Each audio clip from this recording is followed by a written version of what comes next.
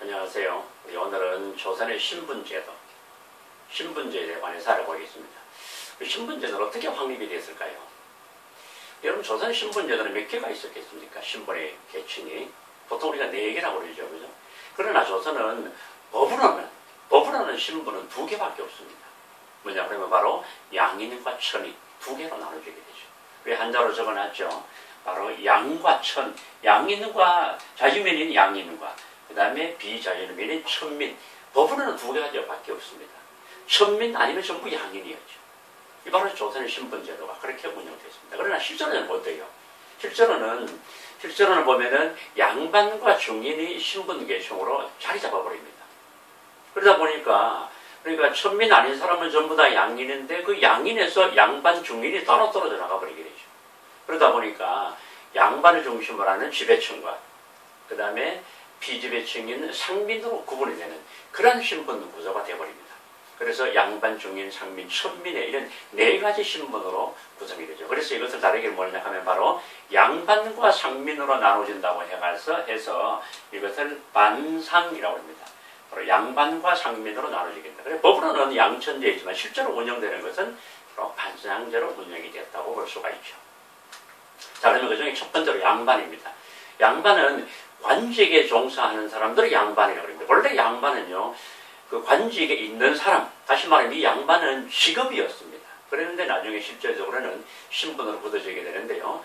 토지와 노비를 소유한 지배층으로 생산에 종사하지 않고 유학자로서 소양을 쌓거나 어떤 과거 준비에 전념하는 사람들이 바로 이 양반들이었었죠.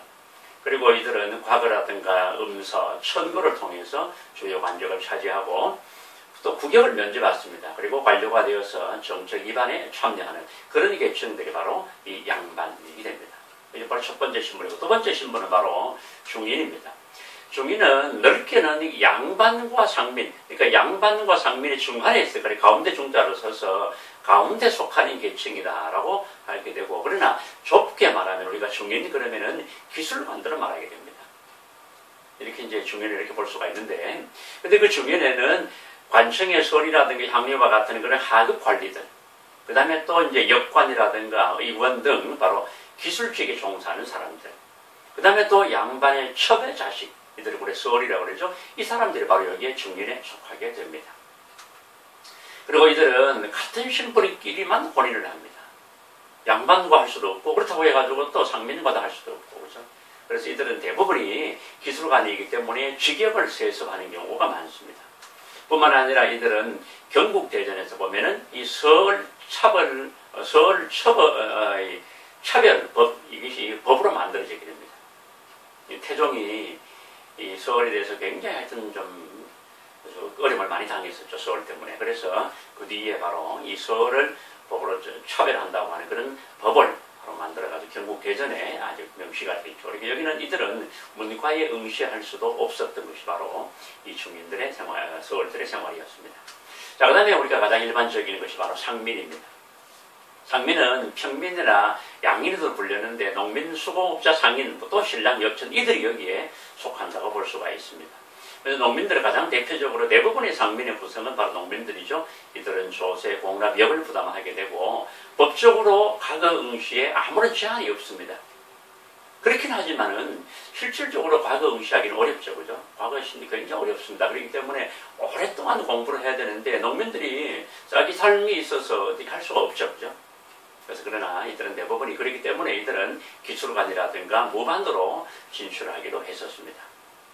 그리고 이제 초기에 전제개혁을, 조선 초기에 토지 제도를 개혁을 해가지고 자영농이 점차 증가하면서 농민이 많아졌다고 볼 수가 있습니다. 그 다음에 또 하나는 바로 상민입니다. 상인이죠. 그죠? 상인이나 수공업자들이 속하는데 상인은 정부의 허가를 받아서 상거래에 종사하는 사람들입니다. 그리고 수공업자는 대부분 관청에 소속되어 있죠.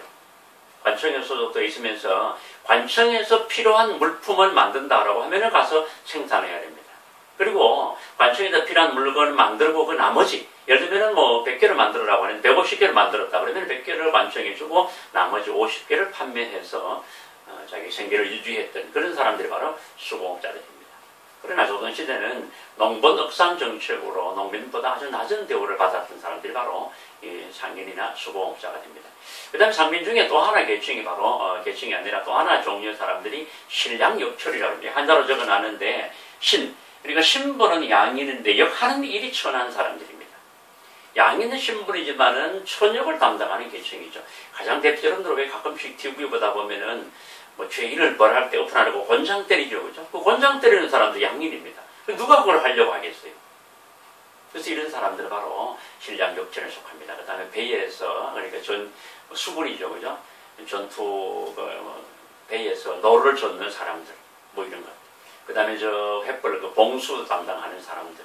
뭐 이런 사람들이 바로, 이 종류가 좀 7가지 있었습니다. 조선시대에. 그래서 실반천역이라고 해가지고 양인 신분이지만은 천한 취급을 받았던 사람들이 바로 이들이 됩니다.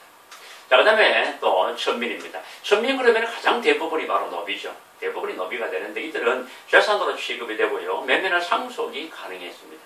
그리고 또 부모 중 한쪽이 노비이면은 자녀도 노비가 됩니다. 우리가 고려시대에 일천, 죽천, 일말 나오죠, 그죠? 한쪽만 노비가 이면은 자녀가 노비가 되는 그런 법입니다. 그리고 그러나 함부로 죽이거나 처벌하지는 못했습니다. 자, 그런데 노비는 어디에 속하는 따라서 공노비와 사노비로 나눌 수가 있습니다. 공노비는 이제 관청에 소속된 노비가 되죠. 그래서 관청의 잡무를 처리하고 관청 소속의 토지를 경작하라고 또 관청에 물품을 제작하는 그런 사람들이 바로 이 공노비가 되겠습니다. 그 다음에 산노비는 말 그대로 개인수의 노비입니다. 그런데 산노비는 다시 종류가 2가지가 있습니다. 하나는 솔거노비, 여기 솔이란 말은 딸려서 산다는 얘기입니다. 딸려서 같이 거주한다. 그래서 이런 노비인데 주인집이나 주인집 근처에 거주하면서 주인집에서 언제나 평상시에 수시로 뭐 필요한 일이 있으면 가서 아무 때든지, 그죠? 가서 수시로가 아니라 아무 때든지 주인집하고 같이 살면서 필요한 일을 해주는 사람들, 그런 노비들이 바로 이 솔거노비가 되고, 그 다음에 또 하나는 외거노비입니다. 말 그대로 바깥에 거주하는 노비입니다. 신분은 분명히 노비인데 주인집에 같이 안 살아. 따로 삽니다. 주인과 떨어져 살면서 주로 주인의 토지를 경작하게 됩니다. 그래서 이들은 따로 살기 때문에 노비라는 걸 별로 알 수가 없죠, 그죠? 그렇기 때문에 이 사람들은 신공을 바치게 됩니다. 내가 노비이기 때문에 그래서 주인에게 공물을 바친다 이런 뜻이죠. 그것으로 신공을 바치게 됩니다. 그런데 이 노비들은요, 외거노비들은 열심히 노력하면은 자기 재산을 모을 수가 있습니다. 그래서 말이 좀 이상하지만은 부자 노비도 가능했던 것이 바로 이 외거노비들입니다. 재산 소유하고 당연히 뭐 결혼해가지고 가족을 거느릴 수도 있고 했었죠, 그죠? 자, 이것이 바로 이제 조선의 신분제도가 되겠습니다. 오늘 좀 짧지만 오늘 신분제도 여기까지 하도록 하겠습니다.